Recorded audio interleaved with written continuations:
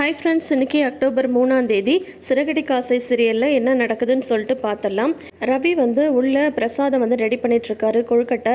உடனே ஸ்ருதி அதை டேஸ்ட் பண்ண போகிறாங்க. ஸ்ருதி இப்போ இதை சாப்பிடக்கூடாது அப்படின்னதும், சும்மா ஏதாவது சொல்லிட்டே இருப்பியா, ஏன் இப்போ சாப்பிடக்கூடாதானா, இல்லை பூஜை முடிஞ்சதுக்கப்புறம் தான் சாப்பிட்ணும் அப்படின்னதும், டேஸ்ட் பண்ண தானே போனேன் அப்படின்னதும், அதெல்லாம் பண்ணக்கூடாது அப்படின்னதும், சரி போ நான் உனக்கு ஹெல்ப்பாவது பண்ணுறேன் அப்படின்ட்டு அவங்க 2 பேரும் சேர்ந்து உள்ள கிச்சனில் வேலை பார்த்துட்ருக்காங்க. இங்கே மீனா வெளியில் அடுத்த நாள் பூஜைக்கு எல்லா ஏற்பாடும் பண்ணிகிட்ருக்காங்க. அப்போ பார்த்தீங்கன்னா இந்த ரோகிணியும் மனோஜும் வராங்க. என்ன ரோகிணி 2 பேரும் எங்கே போயிருந்தீங்க அப்படின்றாங்க. விஜயா ஷாப்பிங் போயிருந்தோமா அப்படின்னதும், சரி வா விளக்கு மணியாச்சு அப்படின்றாங்க. உடனே அண்ணாமலை சொல்கிறாங்க, ஏன் அந்த விளக்க மீனாவே ஏற்றினா என்ன அப்படின்னு சொல்லி கேட்கும்போது, ரோகிணி தானே இந்த வீட்டோட மூத்த மருமக அப்படின்றாங்க. உடனே முத்து சொல்கிறாங்க, பார்த்தீங்களாப்பா வீட்டில் எல்லா வேலையும் பண்ணுறது மீனா தான், இந்த கொலு வைக்கணும்னு ஆசைப்பட்டதே மீனா தான், ஆனால் விளக்கேற்றுறதுக்கு மட்டும் பார்லர் அம்மாவான் அப்படின்னு சொல்கிறாங்க.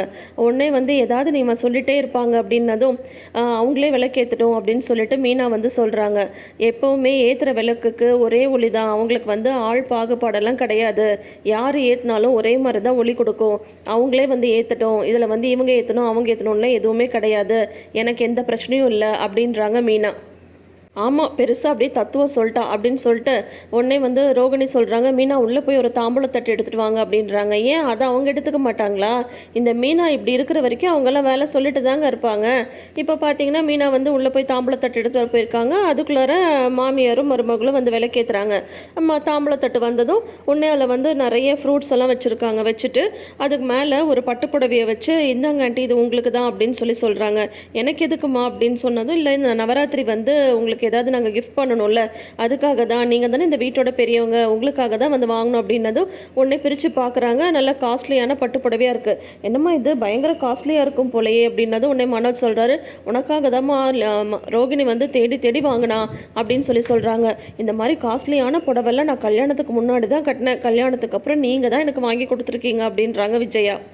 உடனே முத்து சொல்கிறாரு, பாத்தியாப்பா அப்படின்னா நீ இந்த மாதிரிலாம் வாங்கியே கொடுக்கல அப்படின்னு சொல்கிறாங்கப்பா அப்படின்றாங்க. அதுக்கு அண்ணாமலை சொல்கிறாங்க, விடுடா சொல்லிட்டு போட்டோம், ஏதோ என்னால் முடிஞ்சதை நான் வாங்கி கொடுத்து பார்த்துக்கிட்டேன், அவ்வளோதான், நீ எல்லாத்துக்கும் ஏதாவது சொல்லாத அமைதியாருன்றாங்க. ஆமாங்க, நிஜமாவே எது பேசினாலும் முத்து குறுக்க பேசுகிறது யாராக இருந்தாலும் ஒரு கட்டத்தில் எரிச்சலாக தான் வரும். அப்படி தான் நம்மளுக்குமே சில டைம்ஸ் இருக்குது.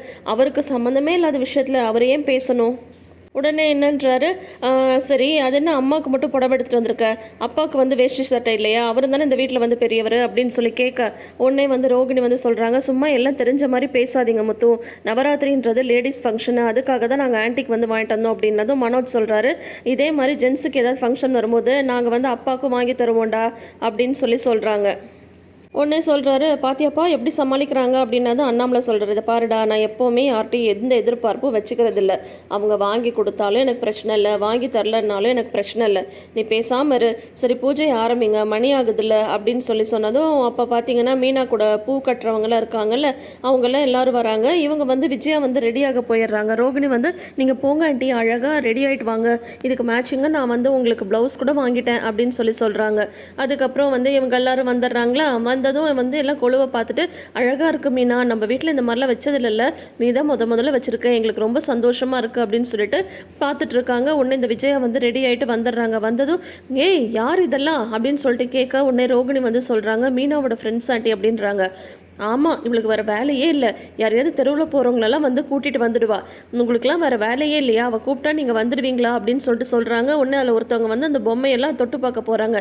நில்லு என்ன பண்ணுற, வந்தால் கையை காலை வச்சுட்டு உன்னால் சும்மா இருக்க முடியாதா அப்படின்னு சொல்கிறாங்க. இதெல்லாம் முன்ன பின்ன பார்த்தா இருக்கீங்க, வந்தால் பேசாமல் பாருங்கள் அப்படின்னு சொல்கிறாங்க. உடனே அவங்க சொல்கிறாங்க, நாங்களும் இதெல்லாம் பார்த்து தாம்மா இருக்கோம், எங்களையும் பெரிய பெரிய வீட்டிலெல்லாம் கொழுவுக்கெல்லாம் கூப்பிடுவாங்க, ஆனால் நாங்கள்லாம் அங்கெல்லாம் போக மாட்டோம், மீனாவை எங்கள் வீட்டு பொண்ணான்னு நினைக்கிறோம், அதுக்காக தான் நாங்கள் இங்கே வந்தோம் அப்படின்றாங்க. உடனே அண்ணாமலை திட்டுறாரு, விஜயா வாய் சும்மாவே இருக்குவாதா, ஒரு நல்ல நாள் எதுவுமே கிடையாதா, ஏதாவது சொல்லிட்டே இருப்பியா, நீங்கள் போங்கம்மா, அவள் சொல்கிறதெல்லாம் நீங்கள் எதுவும் மனசில் வச்சுக்காதீங்க அப்படின்னு சொல்கிறாரு அண்ணாமலை. அப்புறம் அடுத்த நாள் பூஜைலாம் நடக்குது. நடந்து முடிஞ்சதும் வந்து எல்லாருக்கும் சுண்டல் கொடு அப்படின்றாங்க மீனா கிட்ட. உடனே வந்து மீனா எல்லாருக்கும் சுண்டல் கொடுக்க ஆரம்பிக்கிறாங்க.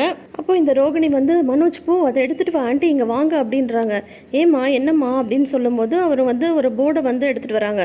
எடுத்து வந்து இதை நீங்கள் தான் ஓப்பன் பண்ணணும் அப்படின்றாங்க. என்னம்மா இது அப்படின்னது சொல்கிறேன் ஆண்டி முதல்ல நீங்கள் ஓப்பன் பண்ணுங்கள் அப்படின்னு சொல்கிறாங்க. அதை வந்து ஓப்பன் பண்ணால் வி மேக்கப் கோர்ஸ் அப்படின்னு சொல்லிட்டு இருக்குது. அதை வந்து சாமி முன்னாடி வந்து வைக்கிறாங்க மனோஜும் ரோகிணியும். என்னம்மா இது அப்படின்னதும் அம்மா ரோகிணி வந்து புதுசாக ஒரு ஆன்லைன் கோர்ஸ் வந்து ஆரம்பிக்க போகிறாம்மா அப்படின்னு சொல்கிறாங்க. ஆன்லைன் கோர்ஸா அப்படின்னதும் ஆமாம் ஆண்டி ஃப்ரீயாக இருக்கிற டைமில் வந்து ஆன்லைனில் வந்து மேக்கப் கோர்ஸ் வந்து எடுக்கலான்ட்டு இருக்கேன். இந்த போர்டு வந்து வீட்டுக்கு முன்னாடி கீழே மாட்டுறதுக்காக தான் அப்படின்னு சொல்கிறாங்க. இந்த போர்டை ஓப்பன் பண்ணும்போதும் வேண்டாத பேச்செல்லாம் பேசிகிட்டு இருக்காரு முத்து. அப்போது பார்லர் அம்மா வந்து டீச்சர் அம்மாவாக ஆக போகுது. ஏண்டா வெளியில் தான் உன்னோட டிகிரி போட்டு ஒரு போர்டு இருக்கே, இப்போ இது வேறையா அப்படின்னு சொல்கிறாங்க. உடனே மீனா வந்து திட்டுறாங்க. ஏங்க அவங்க என்னவோ பண்ணிட்டு போகிறாங்க, நீங்கள் கொஞ்சம் பேசாமல் இருங்க அப்படின்றாங்க. எத்தனை தடவை சொன்னாலும் முத்துக்கு வந்து இது புரியவே மாட்டேங்குது. அதுக்கப்புறம் வந்து சரிம்மா நல்லா பண்ணு அப்படின்னு சொன்னதும் உடனே ஸ்ருதியும் ஆல் தி பெஸ்ட் எல்லாம் சொல்கிறாங்க. சொன்னதுக்கப்புறம் மீனா வந்து சுண்டல் கொடுத்துட்டு இருக்கும்போது விஜயா மறுபடியும் ஆரம்பிக்கிறாங்க. இந்த நவராத்திரி 9 நாளும் நீங்கள் எல்லாம் விடுவிடா போய் இப்படி தான் சுண்டல் சாப்பிடுவீங்கல்ல, தினமும் ஒரு வீட்டுக்கு போயிடுவீங்களோ சுண்டல் சாப்பிட அப்படின்னு சொல்கிறாங்க. உடனே அங்கே வந்திருக்கிறவங்க வந்து சொல்கிறாங்க, நாங்கள் ஒன்றும் சுண்டல் சாப்பிட்றதுக்காக எங்கேயும் வந்து வரல, மீனாவும் முத்துவும் கூப்பிட்டாங்கன்னு தான் வந்தோம், மற்றபடி வந்து சாப்பிட்றதுக்காகலாம் நாங்கள் எங்கேயுமே போக மாட்டோம் அப்படின்னு சொல்லிட்டு அங்கே இருக்கிறவங்க வந்து சொல்கிறாங்க. உடனே மீனா என்ன பண்ணுறாங்க தெரியுங்களா, ஒரு 4-5 கொழுக்கட்டையை வந்து விஜயாவோட தட்டில் வந்து வைக்கிறாங்க. வச்சுட்டு அத்தை இந்தாங்க நீங்கள் இந்த கொழுக்கட்டையை முதல்ல சாப்பிடுங்க, இல்லைன்னா உங்கள் வாய் வந்து சும்மாவே இருக்காது அப்படின்றாங்க. என்னடி திமிரா, கொழுக்கட்டையை போட்டு என் வாயை அடைக்கலான்னு சொல்லிட்டு பார்க்குறியா அப்படின்னதும் மீனா ஏமா இப்படி பண்ணுற அப்படின்றாரு அண்ணாமலை. வாயெல்லாம் கொழுக்கட்டை வச்சு அடைக்க முடியுமா, நல்லா சிமெண்ட்டை தான் போட்டு பூசணும் அப்படின்னு சொல்கிறாங்க. அப்புறம் எல்லாருமே வந்து சிரிக்கிறாங்க. அப்புறம் மீனாவோட ஃப்ரெண்ட்ஸ் அவங்கெல்லாம் வந்து கிளம்பும் போது முத்து வந்து வாங்க உங்களை கார்லேயே கொண்டு போய் விடுறேன் அப்படின்னு சொல்கிறாங்க. ஆமாம் எல்லாம் பெரிய அப்படி ஜமீன் பரம்பரை, காரில் தான் கொண்டு போய் விடணும் அப்படின்னு சொல்கிறாங்க. ஏதாவது ஒன்று விஜயா வந்து மீனா சார்பில் யார் வந்தாலும் ஏதாவது சொல்லிகிட்டே இருக்காங்க. அப்புறம் அடுத்த நாள் வந்து பார்த்தீங்கன்னா மீனாவும் முத்துவும் அந்த செருப்பு தைக்கிற தாத்தா பாட்டி இருக்காங்க இல்லையா, அவங்கள பார்க்க வராங்க. அவங்களுக்கு வந்து புடவையும் வேஷ்டி ஷர்ட்டையும் கொண்டு வந்து கொடுக்குறாங்க. நீங்கள் எப்படியெல்லாம் எங்களை வந்து பார்த்துக்கிறீங்க, எங்கள் பிள்ளைங்க எங்கள் சொந்தக்காரங்க வந்து எங்களை விட்டுட்டாங்க, ஆனால் நீங்கள் 2 பேரும் இவ்வளோ நல்ல மனசோடு இருக்கீங்க, நீங்கள் நல்லா இருக்கணும் அப்படின்னதும் அதெல்லாம் ஒன்றும் இல்லை, ஏன் உங்கள் பேத்தி வாங்கி கொடுத்தா நீங்கள் வாங்கிக்க மாட்டிங்களா அப்படின்னு சொல்கிறாங்க. நீங்களே எவ்வளோ கஷ்டப்படுறீங்க, எங்களுக்கு வேறு ஏன்பா செலவு செய்கிறீங்க அப்படின்றாங்க. அதெல்லாம் ஒன்றும் இல்லை, அப்புறம் இன்றைக்கி உங்களை ஒரு முக்கியமான இடத்துக்கு அப்படின்னு சொல்லிட்டு முத்து சொல்லும்போது ஒரு நிமிஷம் வாங்க, ஏங்க உங்ககிட்ட ஒரு நிமிஷம் சொல்லணும் வாங்க அப்படின்ட்டு மீனா வந்து இந்த பக்கம் கூட்டிகிட்டு வந்துடுறாங்க. ஏன் மீனா இந்த மாதிரி நம்ம வீட்டு கொழுவுக்கு வந்து அவங்கள கூட்டிகிட்டு போகலான்னு நினச்சோம், அதுக்குள்ளார ஏன் இந்த மாதிரி வந்து நீங்கள் இங்கே கூட்டிகிட்டு வந்துட்ட அப்படின்றாங்க.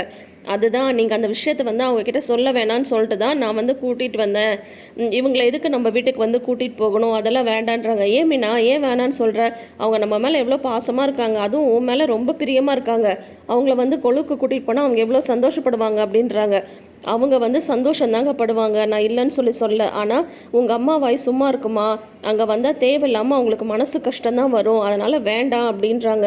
ஏன் அப்படி சொல்கிற, எப்போ எங்கள் அம்மா வாய் சும்மா இருந்திருக்கு, ஏதாவது சொல்லிட்டு தான் இருப்பாங்க, அதெல்லாம் நான் பார்த்துக்கிறேன் அப்படின்றாங்க. ஏங்க உங்களுக்கு சொன்னால் புரியவே புரியாதா, அவங்க பாட்டிக்கு அவங்க இங்கே சிவனேன்னு இருக்காங்க, அவங்கள வந்து நம்மளுக்கு பிடிச்சிருக்கு, நம்மளை வந்து அவங்கள பிடிச்சிருக்கு, அது வரைக்கும் சந்தோஷம்தான், தேவையில்லாமல் அவங்கள வந்து நம்ம வீட்டுக்கு கூட்டிகிட்டு போய் அத்தை ஏதாவது சொல்லி சங்கடப்படுத்தி இந்த வயசான காலத்தில் அவங்க மனசு வந்து கஷ்டப்பட வேண்டாம், சொன்னால் கேளுங்க, கூட்டிகிட்டு போக வேணாம் அப்படின்னது அதெல்லாம் முடியாது, நான் கூட்டிகிட்டு தான் போவேன், அப்படி என்ன அவங்க பேசிடுவாங்க நான் பார்த்துக்கிறேன் அப்படின்னது. உங்களுக்கு வேறு எங்கேருந்து இந்த குணம் வரல, உங்கள் அம்மாட்ட இருந்தால் இந்த குணம் வந்திருக்கு, உங்கள் அம்மாவோட குணம் உங்ககிட்ட அப்படியே இருக்குது அப்படின்றாங்க மீனா. அதெல்லாம் ஒன்றும் கிடையாது, எனக்கு எங்கள் அப்பாவோட குணம் தான் அப்படின்றாரு முத்து. இவங்க 2 பேரும் உடனே சண்டை போட ஆரம்பிச்சிடுறாங்க. யார் மாமாவோட குணமா உங்ககிட்டயா இருக்குது, மாமா எவ்வளோ பொறுமையாக எதுனாலும் புரிஞ்சுப்பாரு, நீங்கள் நான் எதாவது சொன்னால் புரிஞ்சுக்கிறீங்களா, உங்கள் இஷ்டத்துக்கு நீங்கள் பண்ணுறது தான் பண்ணுவேன்னு சொல்லிட்டு இருக்கீங்க அப்படின்னு அதுக்கு முத்து வந்து என்ன நீ இந்த மாதிரி வந்து சொல்லிட்ட, அப்போ வந்து நான் அவங்கள கூட்டிகிட்டு போகக்கூடாது, நான் அப்படி தான் கூட்டிகிட்டு போவேன்னா முடியாதுன்னா முடியாது, நீங்கள் அவங்கள வந்து அங்கே கூட்டிகிட்டு வரக்கூடாது, தேவையில்லாமல் அவங்களுக்கு அங்கே வந்து எந்த அவமானமும் அசிங்கமும் வரக்கூடாது அப்படின்னதும் அக்கம் பக்கத்தில் இருக்கிறவங்கலாம் வந்துடுறாங்க. என்ன நீங்கள் 2 பேரும் இந்த மாதிரி ரோட்டில் நின்று சண்டை போட்டுக்கிறீங்க, இதெல்லாம் 4 செவத்துக்குள்ளார நடக்க வேண்டிய விஷயம், நீ என்னம்மா புருஷனை இப்படி பேசுகிற அப்படின்னு அங்கே இருக்கிறவங்க உடனே வந்து ஏன் பொண்டாட்டியே தான் அடக்கி போகணுமா, புருஷன் சொல்கிறது தான் கேட்கணுமா, அங்கே இருக்கிற லேடிஸ் வந்து எல்லாம் இந்த மாதிரி வந்து ஒரு பிரச்சனையாயிடுது. உடனே வந்து என்ன எல்லாரும் பேசி முடிச்சிட்டிங்களா, 4 பேர் 4 விதமாக பேசுகிறதுன்றது நீங்கள் தானா, எங்களுக்குள்ளார சண்டைலாம் எதுவும் கிடையாது, நாங்கள் சாதாரணமாக தான் பேசிட்டு இருந்தோம், தயவு செஞ்சு அவங்கவுங்க வேலையை பாருங்கன்னு மீனாவும் முத்து அனுப்பிச்சு வச்சிடுறாங்க. போதுமா, நான் சொன்னால் கேளுங்க, அவங்கள வந்து நம்ம வீட்டுக்கெலாம் கூட்டிகிட்டு போவேணா, நீங்கள் வாங்க அப்படின்னு சொல்லிட்டு அதுக்கப்புறம் என்னப்பா என்ன விஷயம் அப்படின்னது, இல்லை இல்லை அதெல்லாம் ஒன்றும் இல்லை, வந்து நம்ம இன்னொரு நாள் வந்து பீச்சுக்கு ஹோட்டலுக்கு இங்கெல்லாம் வந்து நான் உங்களை கூட்டிகிட்டு போகிறேன், அதை தான் அவர் வந்து சொல்ல வந்தார் அப்படின்ட்டு மீனா வந்து சொல்லிட்டு அங்கேருந்து 2 பேரும் கிளம்பிடுறாங்க. இங்கே ரோகிணியும் வித்யாவும் வந்து பார்த்தீங்கன்னா 2 நாளாக ட்ரை பண்ணுறோம், வீடியோவை எடுக்க முடியல, நாளைக்கு எப்படியாவது அந்த வீடியோவை எடுக்கணும் அப்படின்னு சொல்லிட்டு உடனே வந்து ரோகிணி வந்து நாளைக்கு நான் வந்து ஒரு டான்ஸ் மாதிரி பண்ணலான் இருக்கேன், அதை வச்சு எப்படியாவது வீடியோ எடுக்கணும் அப்படின்னு அதை வச்சு எப்படி எடுக்க முடியும் அப்படின்றாங்க வித்யா. நேற்று மீனா வந்து பாடும்போது முத்து வந்து வீடியோ எடுத்தார்ல, அதே மாதிரி நான் வந்து டான்ஸ் பண்ணும்போது முத்துவை வந்து நீ வீடியோ எடுக்க சொல்லு அப்படின்றாங்க. நான் எப்படி அவன்கிட்ட வீடியோ எடுக்க சொல்ல முடியும் அப்படின்னதும், அதெல்லாம் எனக்கு தெரியாது, எப்படியாவது நீ வந்து வீடியோ எடுக்க சொல்லு, அதை வச்சு தான் நான் வந்து பிளானே வச்சுருக்கேன் அப்படின்னு சொல்லிட்டு சொல்கிறாங்க. அதோட தொடரும் போட்டுட்டு நாளைன்னு காட்டுறாங்க. இப்போ பார்த்தீங்கன்னா முத்துவோட மொபைல்லேருந்து அந்த வீடியோவை வந்து எடுத்துடுறாங்க. இவங்க வீடியோவை ஷூட் பண்ணுற மாதிரி ஷூட் பண்ணிவிட்டு அதை வந்து அவங்க மொபைல்லேருந்து கொடுங்க பார்த்துட்டு தரோம் அப்படின்னு சொல்லிட்டு கேட்டு வாங்குற மாதிரி வாங்கி முத்துவோட மொபைல்லேருந்து வீடியோ எடுத்துடுறாங்க. உடனே அந்த வித்யா வந்து சொல்கிறாங்க ரோகிணி கிட்ட, கிச்சனுக்குள்ளார நின்று 2 பேரும் பேசிகிட்டு இருக்காங்க. ஏய் ரோகிணி வேணாண்டி, அந்த முத்துவும் மீனாவும் சந்தோஷமாக இருக்காங்க, இப்போ எதுக்கிட்ட இந்த வீடியோ வந்து எல்லாருக்கும் காட்டணும் அப்படின்னு சொல்லிட்டு ரோகிணி வித்யா வந்து சொல்ல, உடனே ரோகிணி வந்து நீ கொஞ்சம் சும்மா இரு, அவங்க 2 பேரும் சந்தோஷமாக இருந்தால் அவ்வளோதான், என்னோட வாழ்க்கை தான் வந்து பிரச்சனையாகும், இப்போ இந்த வீடியோவை வந்து எல்லாருக்கும் காட்டினாதான் பிரச்சனை வந்து அவங்க பக்கம் திரும்பும், அப்போ தான் நான் நிம்மதியாக இருக்க முடியும் அப்படின்னு சொல்லிட்டு சொல்லிட்டு இருக்காங்க ரோகிணி. கரெக்டாக அந்த வீடியோவை வந்து சரி காட்டிடலாம் அப்படின்ட்டு போகிறாங்க. அப்போ பார்த்தீங்கன்னா முத்துவும் மீனாவும் டக்குன்னு கதவை வந்து திறக்க மொபைல் வந்து கீழே விழுந்துடுது. அதோட வந்து இன்றைக்கி முடிச்சிருக்காங்க. ஸோ அப்போ ஆக மொத்தம் பார்த்தீங்கன்னா நாளைக்கு வந்து ரோகிணி கோலாட்டம்லாம் ஆட போகிறாங்க, தாண்டியா ஆட்டம் ஆட அந்த மாதிரி. இதில் வந்து அந்த வீடியோவை வேற எடுத்துடுறாங்க. என்ன நடக்க போகுதுன்னு சொல்லிட்டு தெரியல, பார்க்கலாம். ஆனால் என்னவோ தெரியலங்க, ரோகிணி நினைக்கிறது மட்டும் டக்கு டக்குன்னு நடக்குது, மீதி நம்ம வந்து நேயர்கள் நினைக்கிறது தான் எதுவுமே நடக்க மாட்டேங்குது. ஸோ பார்க்கலாம், நாளைக்கு எபிசோட் வந்து கொஞ்சம் இன்ட்ரெஸ்டிங்காகவே இருக்கும்னு நினைக்கிறேன். தொடர்ந்து வீடியோஸ்க்கு நம்ம சேனலை சப்ஸ்கிரைப் பண்ணிக்கோங்க, நோட்டிஃபிகேஷன் பெல் ஐக்கானில் ஆல் சிம்பிள் கிளிக் பண்ணிக்கோங்க. கூடவே இந்த ப்ரிவ்யூ பற்றின உங்களோட கருத்துக்களை மறக்காமல் ஷேர் பண்ணுங்கள். தேங்க்யூ.